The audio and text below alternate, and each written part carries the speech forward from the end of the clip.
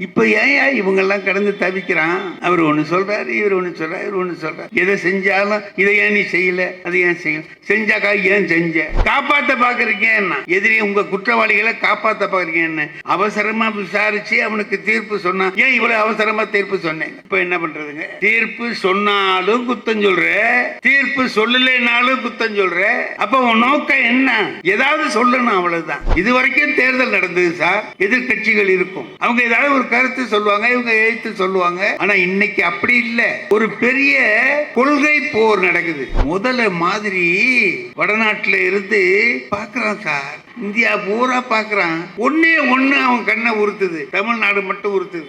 இப்ப எதிர்கட்சிகள் என்ன நினைச்சு செஞ்சிட்டு இருக்காங்க அப்படின்னு கேட்டீங்கன்னா, இது ஒரே மனசுதான், இவன் இருக்கக்கூடாது, நல்ல ஆட்சி நடக்கப்படாது, ஆட்சியில எந்த குறையும் சொல்ல முடியல. அதனால இவர்கள் எல்லாம் என்ன செய்கிறார்கள் என்றால், ஏதோதோ வாய்க்கு வந்ததை பேசிக் கொண்டிருக்கிறார்கள். ஏமாற்று சொற்கள் வரும், வஞ்சகமான சொற்கள் வரும். அதில் எல்லாம் நாம் ஏமாந்து விடாமல் இருந்து கவனமாக நம்மை நாமே காப்பாற்றிக் கொள்ள வேண்டிய பெரிய பொறுப்பில் நாம் இருக்கிறோம். எல்லாரும் ஒற்றுமையாக இருக்கிற ஆட்சி வேணுமா?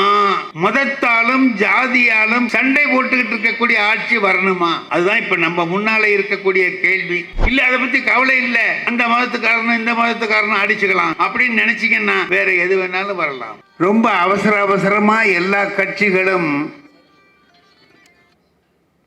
தொட தட்டிக்கிட்டு கிளம்புது. தொட தட்டிக்கிட்டு இந்த தேர்தலில் ஒரு கை பார்த்துடுவோம்னுட்டு இறங்குற நேரம் எல்லாருமே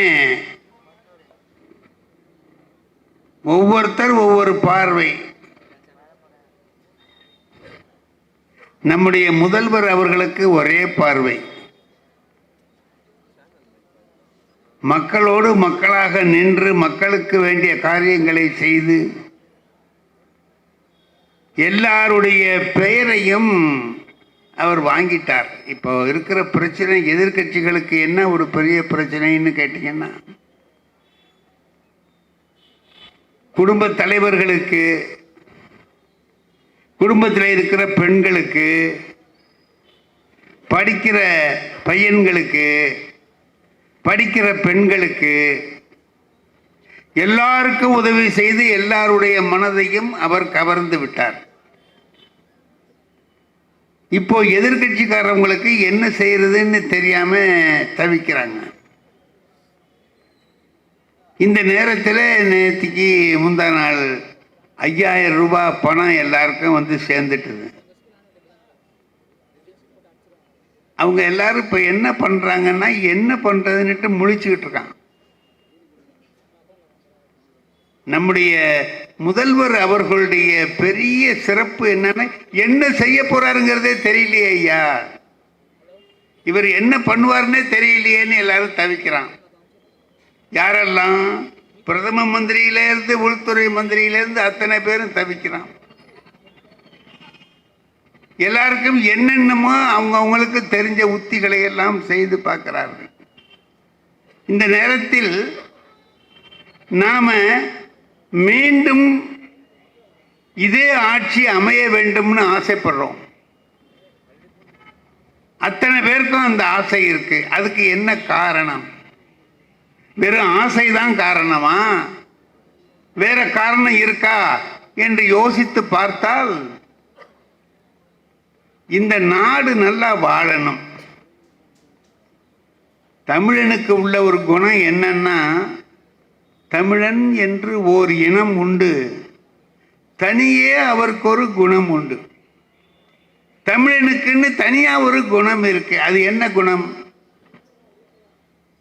இந்தியாவில் இருக்கிற எல்லா மாநிலங்களுக்கும் போனா ஒரு மாதிரி மனம், தமிழ்நாட்டுக்கு வந்தா வேற மாதிரி மனம். தமிழ்நாட்டில் வடநாட்டுக்காரர்கள் சில பேர் இருக்கு, எங்க தெருவிலேயே 4 பேர் தங்கியிருக்காங்க. அவங்ககிட்ட நான் பேசுவேன், இங்க இருக்கியே உனக்கு எப்படி இருக்கு, நீ இங்க இருக்கியே உனக்கு உங்க ஊர்ல இருக்கிற மாதிரி சௌரியமா இருக்கா இல்ல கஷ்டமா இருக்கா அப்படின்னு நான் அந்த ஆள்கிட்ட, அவர் இந்த கொத்தனாருக்கு துணையா நின்று வேலை செய்கிறவர். அவர் சொல்றார், ஐயா நான் மனம் திறந்து சொல்றேன், எங்க ஊர்ல நாங்க இவ்வளவு சௌரியமா இல்லை, இங்க ரொம்ப சௌரியமா இருக்கிறோம். அதை விட பெரிய விஷயம் என்னன்னா, இங்க இருக்கிற அத்தனை பேரும் எங்களை ஒரு சகோதரனா நினைக்கிறாங்களே தவிர எங்களை வித்தியாசமா நினைக்கல. எங்க மாநிலத்தில எல்லாம் என்ன தெரியுமா நிலைமை, இந்த மதத்துக்காரருக்கு அந்த மதத்தை கண்டா பிடிக்காது, அந்த மதத்துக்காரருக்கு இந்த மதத்துக்காரரை கண்டா பிடிக்காது. இப்படி ஒருத்தர் வெறுக்கிற நிலை எங்க ஊர்ல எல்லாம் இருக்கு. வெளியில போனா ஒழுங்கா வந்து சேருவாங்கிற தைரியம் இல்லை. தமிழ்நாட்டில் அந்த தைரியம் இருக்கு. வெளியில போனா பத்திரமா வருவாங்க, திரும்பி வருவாங்கங்கிற நம்பிக்கை இருக்கு. பெண்கள் பத்திரமா இருக்காங்க. ஏன் மற்ற மாநிலங்கள்ல இல்லையான்னு நீங்க கேட்கலாம்.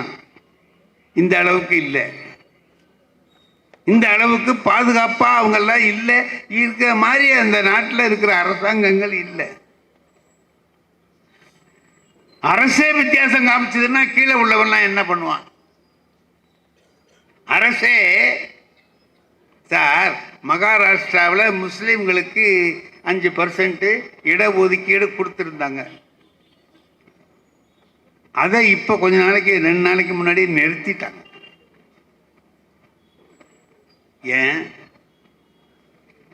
போய் ஒரு மதத்துக்காரவங்களை மட்டும் வெறுக்கிறியே ஏன்? தமிழ்நாட்டில் அந்த நிலை இல்லை. நாம எல்லாரும் சகோதரர்களா இருக்கிறோம். இசை முரசு நாகூர் அனிபா, நீங்க எல்லாரும் அவருடைய பாட்டு கேட்டு தோன்றி வருகிறான் உதயசூரியன் அவர் பாடுற பாட்டு, அண்ணா அண்ணா அண்ணா அழைக்கின்றார் அழைக்கின்றார் அழைக்கின்றார் அண்ணா அப்படிங்கிற பாட்டை எல்லாம் கேட்டு எழுச்சி பெற்று நம்ம எழுவமே. அவர் தான் என்னை முதலா ஓட்டர் லிஸ்டில் சேர்த்தவர். ஓட்டர் லிஸ்டில் முத ஓட்டு போட்டது நான் அனிபாவுக்கு தான் ஓட்டு போட்டேன். நாகூர் அனிபா நாகப்பட்டினம் தொகுதியில் 1957ஆம் வருஷத்தில் முதல் தேர்தல், திமுகவுக்கு நடந்த முதல் தேர்தலில் அவரை எம்எல்ஏயாக நிறுத்தினாங்க. எம்எல்ஏ கேண்டிடேட்டாக நிறுத்தினாங்க, வேட்பாளராக நிறுத்தினாங்க.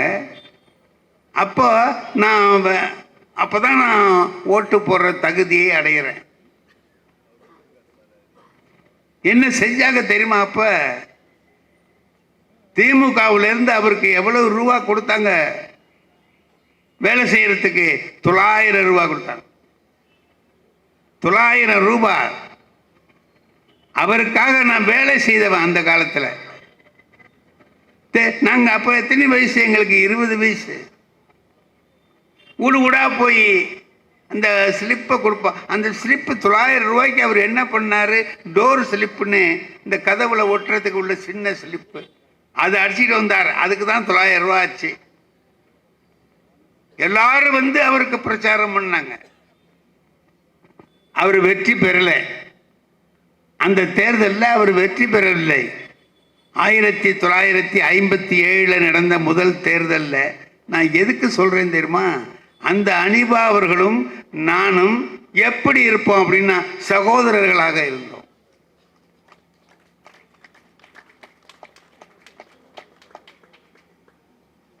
கிறிஸ்தவர்கள் அருமை நண்பர்களினுடைய நண்பர்கள் எல்லாரையும் பார்த்தீங்கன்னா கிறிஸ்தவர்கள்.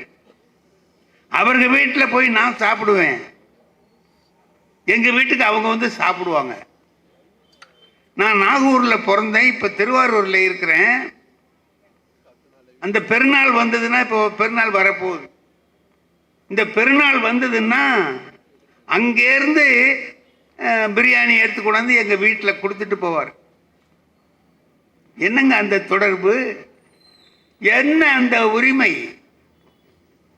அப்படி பழகுறோம், ஒருத்தருக்கு ஒருத்தர் அப்படி ஒன்றோடு ஒன்றாக பழகி கொண்டிருக்கிறோம். இதெல்லாம் யார் செய்ததுன்னு நினைச்சு பார்க்கணும். நான் அந்த காலத்தில இருந்து நான் பார்த்துட்டு வர்றேன்.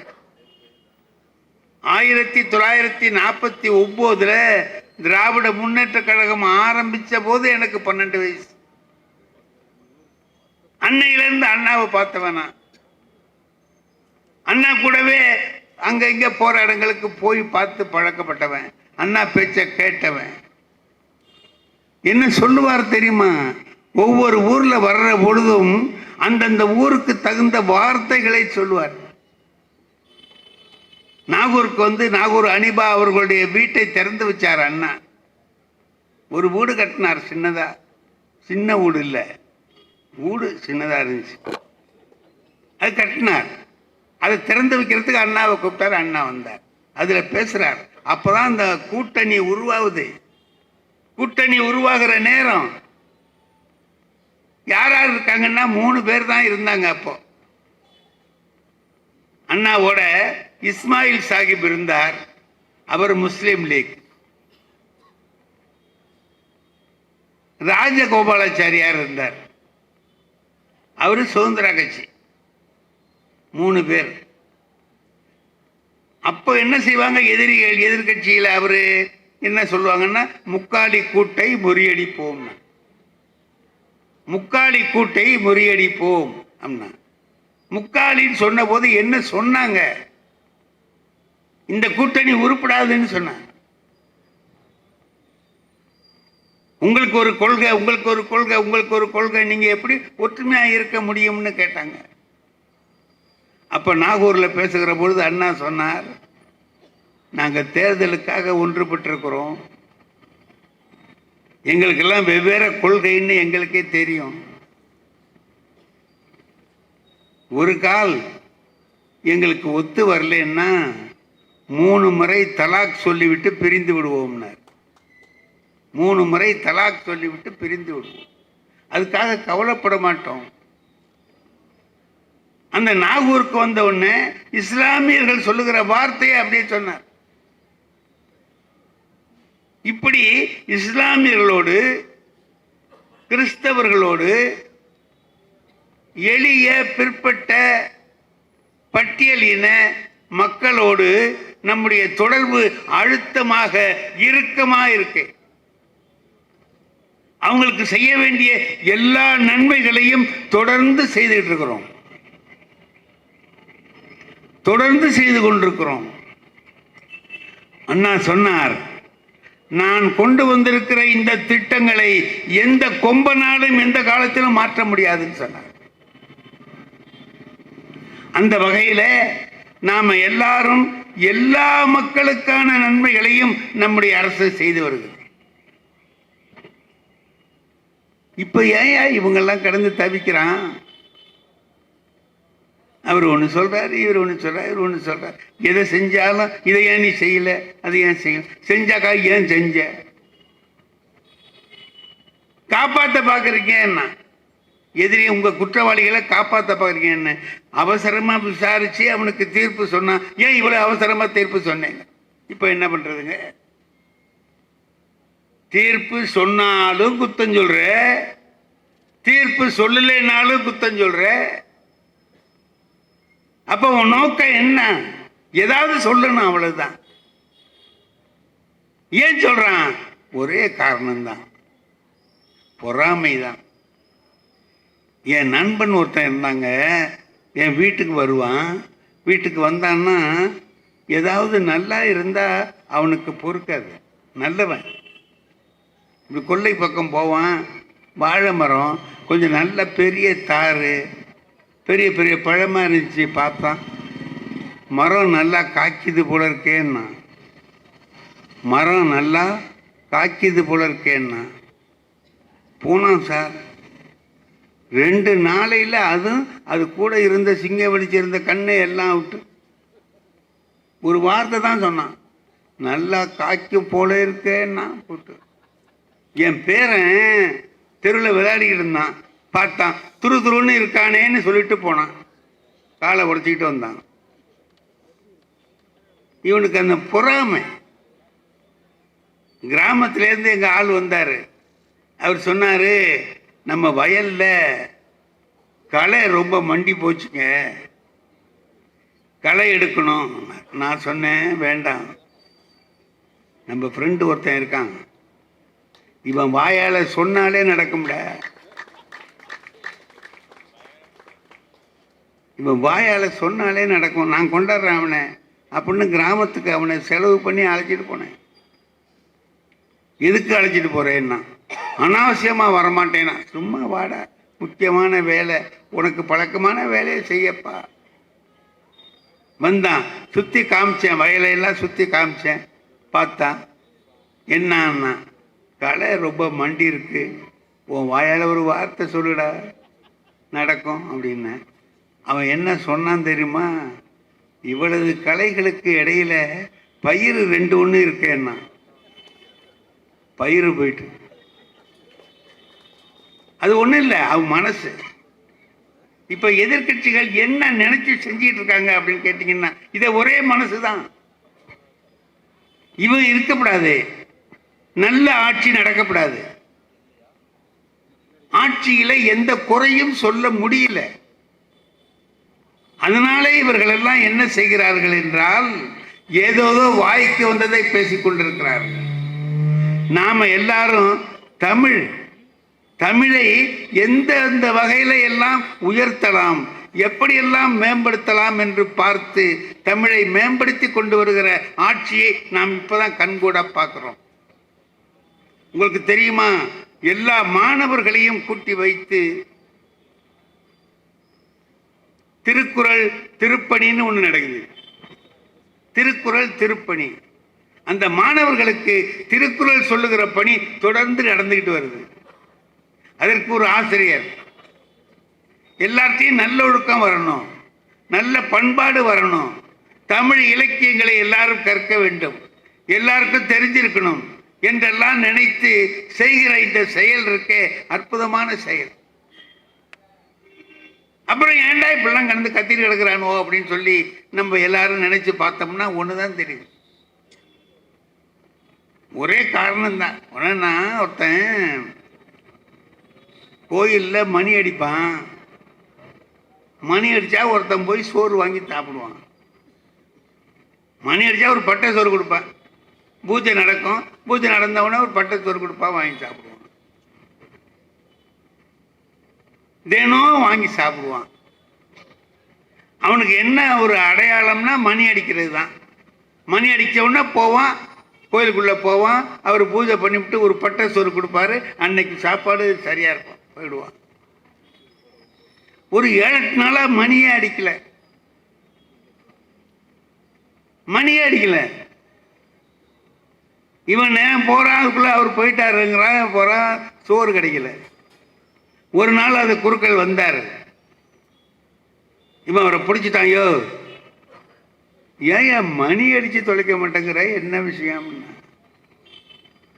அதுக்கு அந்த குறுக்கள் சொன்னாரு, மணி அடிக்காததுக்கு 4 காரணம் இருக்குன்னாரு. மணி அடிக்காததுக்கு 4 காரணம் இருக்குன்னா, என்னடா காரணம்னா, 1, அந்த மணியை மாட்டி வச்சிருக்கிற கொக்கி உடைஞ்சு போச்சு. அப்போ உடைஞ்சு போனா என்ன பண்ணுவோம், மணி விழுந்துடும். 2வது, அதை இழுத்து அடிக்கிற கயிறு நஞ்சு போச்சு, அது அப்ப அடிக்க முடியாது. சரி.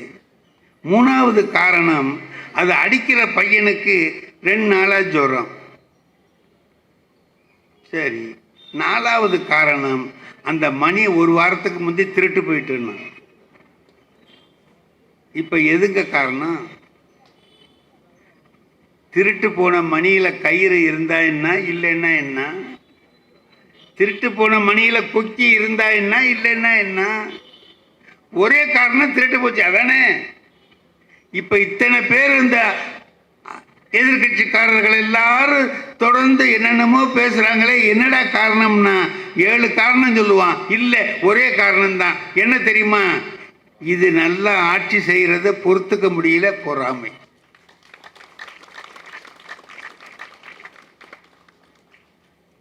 அந்த பொறாமையில சொல்லுகிற பொழுது நாம கவனமா இருக்கணும். நம்மகிட்ட இருக்க வேண்டிய விஷயம் என்னன்னா, ஒரே விஷயம்தான், கவனமாக இருந்து நம்முடைய ஆட்சியை நாம் காப்பாற்றிக்கணும்.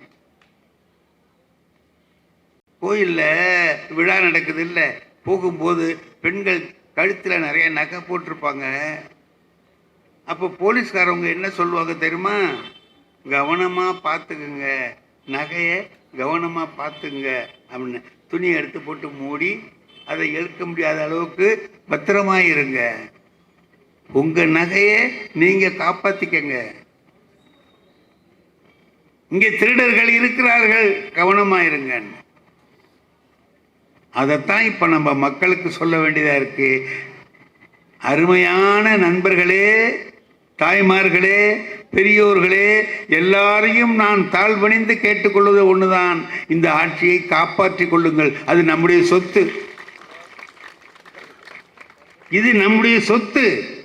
இந்த சொத்தை களவு போகும்படியாக விட்டுவிடக்கூடாது. எப்படி நகையை காப்பாற்றி கொண்டு வந்து வீட்டுக்கு சேர்க்கிறீங்களோ அதுபோல இந்த ஆட்சியை காப்பாற்றி 26லும் தொடரும்படியாக செய்ய வேண்டிய பெரும் பொறுப்பு நம்முடைய எல்லாருக்கும் இருக்கிறது. இதை ஒவ்வொருத்தரும் உணரணும், ஒவ்வொருத்தரும் உணரணும். நான் அடுத்தவருக்கு சொல்லணும், அவங்க எனக்கு சொல்லணும். கலைஞர் தஞ்சாவூர்ல நின்னார் 62ல், பரிசுத்தனரை எதிர்த்து, பெரிய பணக்காரரை எதிர்த்து ஜெயிச்சார். அப்போ நாங்கள்லாம் அவருக்கு வேலை செய்வோம், லெட்டர் எழுதி போடுவோம். எங்கள் சொந்தக்காரங்க வீட்டுக்கெல்லாம், தஞ்சாவூரில் யார் யார் இருக்காங்களோ அவங்களுக்கெல்லாம் நாங்கள் லெட்டர் எழுதுவோம். அவங்க வீட்டில் போய் ஒரு நாளைக்கு சாப்பிடாத வீட்டில் சாப்பிட்டுட்டு நீங்கள் கலைஞருக்கு ஓட்டு போடுங்கன்னு சொல்லுவோம். இப்படியெல்லாம் நாங்கள் மனப்பூர்வமாக வேலை செஞ்சோம். அதை மாதிரி ஒவ்வொருவரும் செய்யணும். நாம் எல்லாரும், ஏன்னா நம்முடைய சொத்தை நாம தான் காவந்து பண்ணிக்கணும். இது நம்முடைய சொத்து, அவர் தளபதி ஸ்டாலினுடைய சொத்து அல்ல, நம்ம சொத்து. இந்த ஆட்சி என்பது நம்முடைய சொத்து. இந்த நம்முடைய சொத்தை காப்பாற்றிக் கொள்ள வேண்டியது நம்முடைய பொறுப்பு. ஏமாந்து போய் இருந்து விடக்கூடாது. ஏமாற்று சொற்கள் வரும், வஞ்சகமான சொற்கள் வரும். அதில் எல்லாம் நாம் ஏமாந்து விடாமல் இருந்து கவனமாக நம்மை நாமே காப்பாற்றிக் கொள்ள வேண்டிய பெரிய பொறுப்பில் நாம் இருக்கிறோம். இதுவரைக்கும் தேர்தல் நடந்தது சார், எதிர்கட்சிகள் இருக்கும், எதிர்கட்சிகள் இருக்கும். அவங்க ஏதாவது ஒரு கருத்து சொல்லுவாங்க, இவங்க எழுத்து சொல்லுவாங்க, அதை மீறி தேர்தல் நடக்கும். யாராவது ஜெயிப்பாங்க, ஒருத்தர் தோப்பாங்க, போகும். ஆனால் இன்னைக்கு அப்படி இல்லை. ஒரு பெரிய கொள்கை போர் நடக்குது. எல்லாரும் ஒற்றுமையாக இருக்கிற ஆட்சி வேணுமா? மதத்தாலும் ஜாதியாலும் சண்டை போட்டுக்கிட்டு இருக்கக்கூடிய ஆட்சி வரணுமா? அதுதான் இப்ப நம்ம முன்னால இருக்கக்கூடிய கேள்வி. எல்லாரும் ஒற்றுமையா இருக்கணும், அண்ணன் தம்பியா இருக்கணும், அக்கா தங்கச்சியா இருக்கணும், ஒற்றுமையா இருக்கணும். அப்படிங்கக்கூடிய ஆட்சி நமக்கு வேணுமா? தளபதி ஸ்டாலினுடைய ஆட்சி தொடர வேண்டும். அதுதான். இல்லை, அதை பற்றி கவலை இல்லை. அந்த மதத்துக்காரனும் இந்த மதத்துக்காரனும் அடிச்சுக்கலாம், இந்த மதத்துக்காரனும் அந்த மதத்துக்காரனும் அடிச்சுக்கலாம் அப்படின்னு நினைச்சிங்கன்னா வேற எது வேணாலும் வரலாம். முதல்ல மாதிரி வடநாட்டில் இருந்து பார்க்குறான் சார், இந்தியா பூரா பார்க்குறான். ஒன்றே ஒன்று அவன் கண்ணை உறுத்துது, தமிழ்நாடு மட்டும் உறுத்துது. என்னடா இது மட்டும் வித்தியாசமா இருக்கு, இது மட்டும் நம்ம சொல்றதை கேட்க மாட்டேங்குது, அவன் இஷ்டத்துக்கு நடக்கிறானே, நல்லா இருக்கானே. சார், எங்க இஷ்டத்துக்கு நாங்க நடக்கிறோம், சரி, அது தப்பா? தப்பா இருந்தால் இந்த நாள் வரைக்கும் மற்ற மாநிலங்களை விட நம்முடைய மாநிலம் பின்தங்கி இருக்கணுமா இல்லையா? இல்லையே. எல்லா மாநிலங்களையும் உயர்ந்த நிலையில இருக்கு, உயர்ந்த நிலையில கொண்டு போய் வைத்திருக்கிறார் நம்முடைய முதலமைச்சர். கல்வியா முதல் நிலை, பொருளாதார நிலையா முதல் நிலை, இப்படி எல்லாவற்றிலையும் உயர்ந்த நிலையிலே கொண்டு போய் வைத்திருக்கிறார். இந்தியாவில் இருக்கிற அத்தனை மாநிலங்களிலேயும் வளர்ச்சி பெற்ற மாநிலம் எதுன்னா தமிழ்நாடு தான் என்று நாம சொல்லல. ஒன்றிய அரசு சொல்லுது, ஒன்றிய அரசினுடைய குறிப்புகள் சொல்லுகின்றன. ஆகையினால நாம் எல்லாரும் கவனமாக இருந்து நம்முடைய ஆட்சியை நம்ம நலனுக்காக நாம காப்பாற்றியாக வேண்டும். அந்த பொறுப்பு உங்களிடத்தில் இருக்கிறது என்பதை உங்களுக்கு நினைவுபடுத்துவதற்காகத்தான் நான் வந்தேன். நீங்கள் எல்லோரும் ஒற்றுமையாக இருந்து ஒரே நோக்கத்தோடு மீண்டும் இந்த ஆட்சியை நாம் காப்பாற்றிக் கொள்ள வேண்டும். நம்முடைய ஆட்சி இது, இதை காப்பாற்ற வேண்டும் என்கிற எண்ணத்தோடு ஒரு போர் வீரனை போல செயல்பட வேண்டும் என்று உங்கள் எல்லோரையும் தாழ்வணிந்து கேட்டுக்கொள்கிறேன். எல்லோருக்கும் உளமார்ந்த நன்றி, வணக்கம்.